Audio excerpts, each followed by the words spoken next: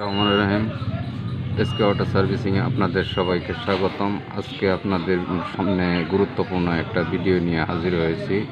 আপনারা ভিডিওটি দেখলে বুঝতে পারবেন।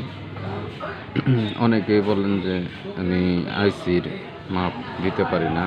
এই আইসিগুলো সাধারণত আপনার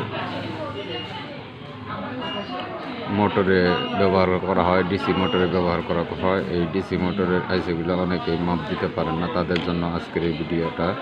আপনারা সাধারণ একটা মাল্টিমিটার নিয়ে লানক মাল্টিমিটার দিয়ে কিভাবে পরীক্ষা করবেন দেখেন। প্রথমে আমি মিটারটা ঘুরিয়ে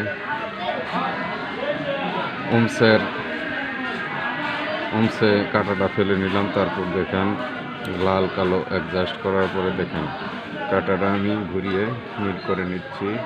দেখেন প্রথম আমি দুইটা আইসি নিয়েছি। দেখেন প্রথমে আমি একটা ভালো আইসি আপনাদের মেপে দেখাবো। ভালো আইসিটা দেখেন প্লাসে প্লাস ধরেছি, প্লাসে প্লাস ধরে এ বি সি মাইনাস কোনো মাপ দেখাচ্ছে না। তারপর দ্বিতীয়ত আমি আরেকটি মাপ দেখাচ্ছি। মাইনাসে মাইনাস ধরে দেখেন এ মাপ দেখাচ্ছে, বি মাপ দেখাচ্ছে, সি মাপ দেখাচ্ছে। তাহলে আমরা এটা দেখে কি বুঝতে পারলাম যে প্লাসে প্লাস ধরে মাপলে কোনো রকমের মাপ দেখাবে না, ভালো আইসি। আর দ্বিতীয়ত মাইনাসে মাইনাস ধরে মাপ দিলে আপনার সম্পূর্ণ মাপ দেখাবে। তারপরে 2 নম্বরে আপনাদের কাছে আসছি আমি আরেকটি আইসি নিয়ে। এটা হচ্ছে খারাপ একটি আইসি। এই আইসিটা আপনারা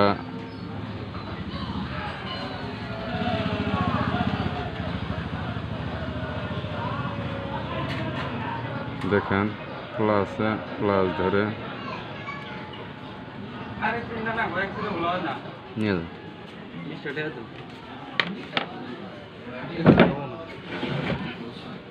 বৃষ্টি কম পেয়েছে না।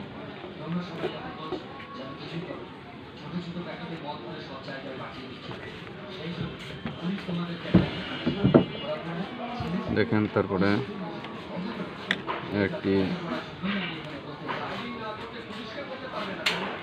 আইসি নিয়েছি। এটা হচ্ছে খারাপ আইসি। খারাপ আইসিটা দেখতে পারেন আপনারা। দেখেন প্লাসে প্লাস ধরেছি। তারপর এই যে